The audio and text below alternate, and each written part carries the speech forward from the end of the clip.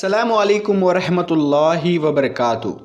प्यारे दोस्तों, आज की इस वीडियो में हम एक लड़की का वाक़या बताते हैं जिसको उसके चाचा ने कब्र में दफन कर दिया। लेकिन जब कुछ दिनों के बाद उसकी कब्र खोली गई तो बच्ची कब्र से ज़िंदा बाहर निकल आई। ये सब कैसे हुआ वो हम आपको वीडियो में बताएंगे और इसके साथ साथ हम आपको एक बाप का वाक़या बताएंगे जिसने बेटी को कब्र में ज़िंदा दफनाया। वीडियो शुरू करने से पहले अगर आप हमारे YouTube चैनल पर नए आए हैं तो चैनल को सब्सक्राइब कर लें। तो चलिए वीडियो शुरू करते हैं। दोस्तों, एक शख्स ने अपनी भतीजी को, जो अल्लाह की रहमत थी, उसे 15 दिन तक कब्र में रखा। ये बच्ची अभी 4 साल ही की थी और इसकी माँ इसके पैदाइश के मौके पर ही इंतकाल कर गई। ये बेचारी जालिम समाज के हाथ चढ़ जाती है और जालिम आदमी ने इसको उठाया और उसको कब्रिस्तान ले गया और वहाँ कब्र खोदी और अपने ही हाथों से अपनी भतीजी को दफन कर देता है और वहाँ से रवाना हो जाता है। दोस्तों, अब रोज़ रात को कब्र से आवाज़ें आने लगी, लेकिन लोग यही सोचकर आगे निकल जाते हैं कि शायद ये मुर्दा मुश्किल में है या इसको अल्लाह का अजाब इसको मिल रहा है, और तौबा इस्तग़फ़ार करके आगे निकल जाते थे। एक दिन कुछ लोगों ने यह फ़ैसला किया कि क्यों ना इसकी कब्र खोदी जाए और देखा जाए आखिर क्या मामला है। जब कब्र खोदी गई तो कुदरत का करिश्मा हुआ। लोगों ने देखा कि अंदर से वो बच्ची ज़िंदा बाहर निकल आई, जो कि ज़िंदा थी। दोस्तों, ये अल्लाह का मोजिज़ा है, अल्लाह की कुदरत है, जिसको देखकर लोग हैरान रह गए और अल्लाह पाक का शुक्र अदा करने लगे। एक दिन हमारे प्यारे नबी सल्लल्लाहु ताला अलैहि वसल्लम से एक सहाबी नबी करीम सल्लल्लाहु अलैहि वसल्लम की मजलिस में बैठे हुए थे। इस्लाम कबूल करने के बाद हुज़ूर पाक सल्लल्लाहु ताला अलैहि वसल्लम से बहुत मोहब्बत हो चुकी थी। नबी करीम सल्लल्लाहु ताला अलैहि वसल्लम ने उनसे कहा कि आज मुझे कोई दर्दनाक वाक़या सुनाओ। तो उन्होंने कहा कि या रसूलल्लाह सल्लल्लाहु ताला अलैहि वसल्लम, अब तो आपके नज़र करम के सदक़े हमारे दिल बदल चुके हैं, लेकिन ज़माना जाहिलियत में मैं बहुत ज़्यादा जालिम आदमी था। मैं इतना जालिम था कि पूरी बस्ती मुझसे, मेरे जुल्म की वजह से मुझसे डरती थी। मैं जिस गली से निकल जाता था तो लोग कांपना शुरू कर देते थे। लोग मुझे बहुत बहादुर मानते थे क्योंकि हम इस्लाम से पहले बच्चियों को ज़िंदा दफन कर दिया करते थे। और मैंने अपनी इन जालिम हाथों से गांव की 80 से ज़्यादा बेटियां और बच्चियां दफन की है। ये सुना ही था कि हमारे प्यारे आका हुजूर पाक सल्लल्लाहु ताला अलैहि वसल्लम की आंखों से आंसुओं की झड़ी आ गई।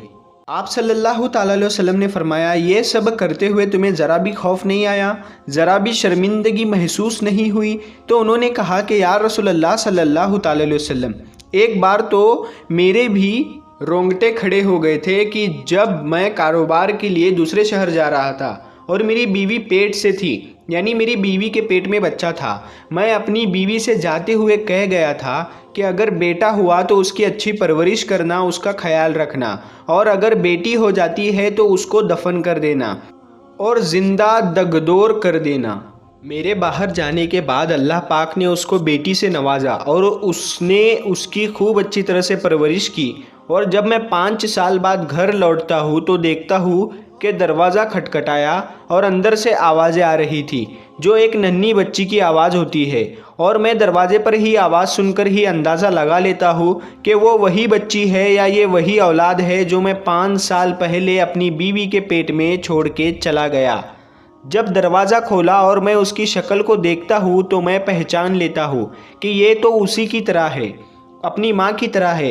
माँ जैसी ही उसकी आंखें हैं, वैसे ही गाल है, वैसे ही उसके भवें हैं। और मेरे गुस्से की इंतहा ना रही। मैं अपनी बीवी को कहने लगा कि मैं उस वक्त तक खाना नहीं खाऊंगा जब तक इसको दफन ना करूँ, मार ना डालूँ। मेरी बीवी ने मेरी बहुत मिन्नतें कर डाली, लेकिन मुझे किसी चीज़ का असर नहीं हुआ। जब माँ को ये पता चल गया कि अब तो ये ज़रूर इसको मार देगा, दफना कर आएगा, तो मेरी बीवी ने कहा ठीक है तुम इसे ले जाओ, लेकिन ले जाने से पहले थोड़ी देर रुक जाओ, मैं अपनी बच्ची को तैयार कर लूँ, उसको सुरमा लगा लूँ, उसके बाल संवार लूँ। माँ तो फिर भी माँ होती है اور اس کی بہت حسرتیں ہوتی ہے۔ وہ صحابی آگے کی جانب بتاتے ہیں کہ میری بیوی میرے بچے کو بہت اچھی طرح سے تیار کیا، اور وہ بچی سوال کرنے لگی کہ مجھے کیوں تیار کیا جا رہا ہے۔ ماں نے آگے سے جواب دیا کہ تمہارے والد، تمہارے ابا اپنے ساتھ تمہیں ایک کام سے لے جا رہے ہیں۔ صحابی فرماتے ہیں کہ میں نے اپنی بیٹی کو ساتھ لیا اور ہم سنسان جگہ پر پہنچے، تو میری بیٹی نے سوال کیا کہ مجھے یہاں پر کیوں لایا جا رہا ہے؟ تو انہوں نے کہا کہ میں نے اس کو آگے سے جواب دیا کہ تمہیں میں نے ایک چیز خرید کر دینی ہے، ایک کھلونا خرید کر تمہیں دینا ہے۔ یہ بتاتے ہوئے وہ صحابی نے بتایا کہ یا رسول اللہ صلی اللہ تعالیٰ علیہ وسلم، میں اس کو جنگل میں لے گیا، وہاں ایک گڈھا کھودا اور اسے گرہبان سے پکڑ کر دفنانا شروع کر دیا۔ مٹی ڈالنا شروع کی تو وہ روتی رہی، چلاتی رہی، چیختی رہی، لیکن مجھے ترس نہیں آیا۔ وہ چیخیں مارتی رہی، لیکن میرے دل میں نہ رحم آیا نہ ترس آیا۔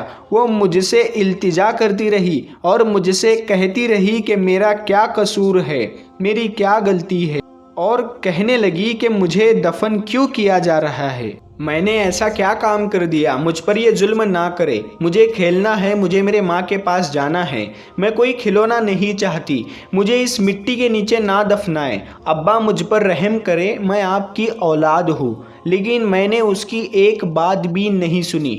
وہ بولتی رہی، چیختی رہی اور کہتی رہی کہ ابا مجھے ڈر لگ رہا ہے، مجھے گھٹن محسوس ہو رہی ہے، لیکن میں اتنا ظالم تھا کہ میں نے اس کی کوئی بھی آواز نہیں سنی۔ وہ مجھ سے پوچھتی رہی کہ کیوں کر رہے ہو؟